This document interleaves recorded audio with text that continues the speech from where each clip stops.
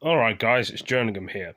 Apparently, Corona hopes vaccine by Ormitin says Oxford sentenced BBC. So basically, they reckon Oxford's making a vaccine for coronavirus, which sounds very good news for a lot of people. Some people may think, well, is it going to work? Will it not work? Will it? And I don't think it's going to work. They're reckoning in Oxford in the UK they're going to try and get a coronavirus out like this, the click of the fingers, very fast. But I'm going to play you the video and see what you guys think about it. I think it's a load of rubbish in my opinion, but I know I shouldn't be speaking like that. But how can they get a vaccine that quick? It takes years. So let's play the video. Scientists in Oxford are hoping to have 1 million doses of a coronavirus vaccine by September and hundreds of millions by the end of the year.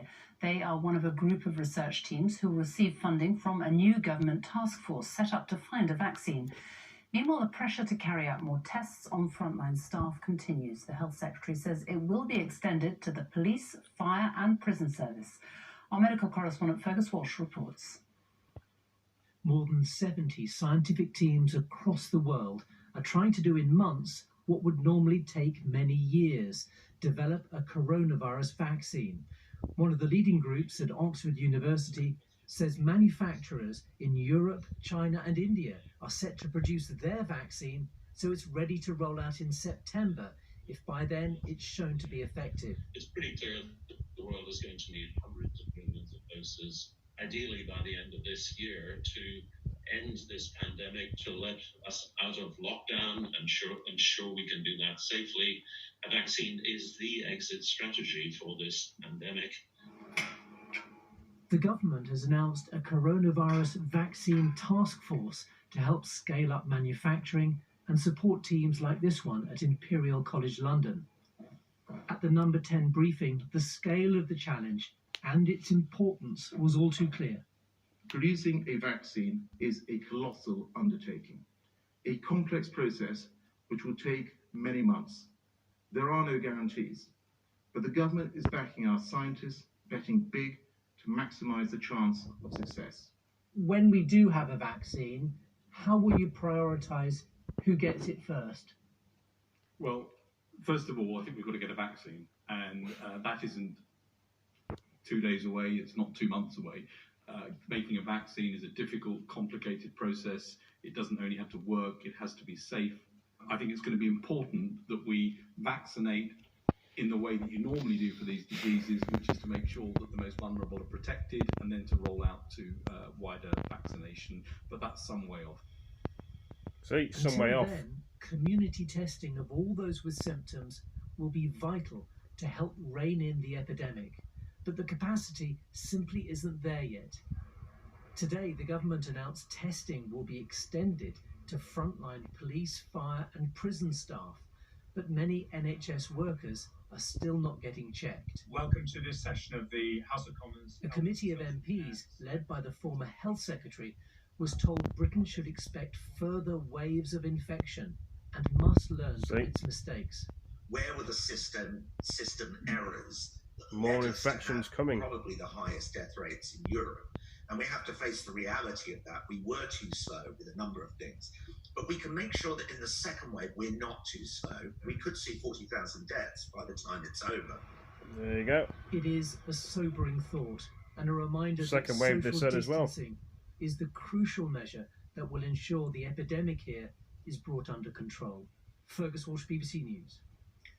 The government says it is reviewing the evidence about whether the public should wear face masks in crowded places to help stop the spread of the virus. The Mayor of London has called for masks to be worn in public for additional protection, and a growing number of European countries are recommending using them. Here's our science editor, David Shipman. Popular in Asia before the pandemic, masks are now appearing in more and more countries around the world. The government here is weighing up the options, and the Mayor of London believes we should cover our faces anywhere crowded. Think about when you're using public transport, if you really have to, or you're in a shop and you can't keep 2 meters apart. Wearing a non-medical facial covering makes it less likely you may inadvertently give somebody else COVID-19. One reason is that coughs and sneezes can travel much further than previously thought. Another is that people can spread the virus before they have any symptoms. But the government has a serious worry that the best masks, which are vital on the medical front line, will get snapped up by the public. Here's how you can make your own face covering in a few easy steps. That's why in the United States, the authorities are urging people to make their own masks. America's top medic showing how. Then you fold either side to the middle, and you have yourself cloth face covering. An old t-shirt is not going to do a great job of protecting you from the virus, but think of it the other way round. Covering your face with something like this might actually protect others from you. That's because you might be infected with the virus and be passing it on without even realizing. If you're wearing, say, a double layer of cotton mask and you cough and someone's, say, 8 or 10 inches away, then there is a very dramatic reduction in the percentage of virus that's getting to the other person. They still get some, but it's a small fraction of what they would have got if you hadn't been wearing the face covering. I protect you, you protect me. The Czech Republic was one of the first European countries to insist on masks, and now many others are following. They could help with the process of reopening factories and offices whenever the lockdown is relaxed. But that'll be a big step, and so far, the government has held back from taking it. David Schuckman, BBC News. The demand for help from food banks has soared in some areas as a result of the pandemic, with many people suddenly finding they have no income. In West London, a hall at the Olympia Exhibition Centre has been turned into a food parcelling centre. Our social affairs correspondent Michael Buchanan reports. Each box on this makeshift production line represents a family in need. The hall today should have been showcasing country houses to wealthy Londoners. Instead, an army of volunteers are supporting the city's poorest residents. Olympia has donated the area to the local council, Hammersmith and Fulham, and the food bank to meet soaring demand. It's actually quadrupled over the last couple of weeks, so from an average week would be giving out about 110 parcels, feeding or benefiting about 250 people each week. We're now doing pretty much those numbers in a day. A small survey by the Independent Food Aid Network suggests demand for help has risen hugely by almost 60% between February and March. Food banks say many of their new clients are the formerly self-employed and the newly unemployed.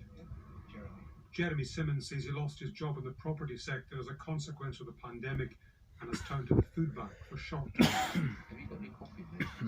Coffee? Yeah. Yes. Well, it's a completely different way of life. So, no, I mean, you work all your life and then something happens and, you have to, it's drastic changes. At this food bank, they've seen a 300% increase in demand. Here, families who need help to feed children who would ordinarily be in school are a key group needing help. Some may have been on free school meals, but there's an issue with the voucher system not working. It's limited where you can redeem them. Both the food banks and the new clients expect this surge will decline when the lockdown ends. The trouble, of course, is that no one knows when that'll be. Michael Buchanan, BBC News. Well, it was a very short video. I've hoped you've all enjoyed it. Give it a like, give it a comment, share it with your friends, and I'll be back in the next video. Thank you for joining me. Peace. Next one, peace.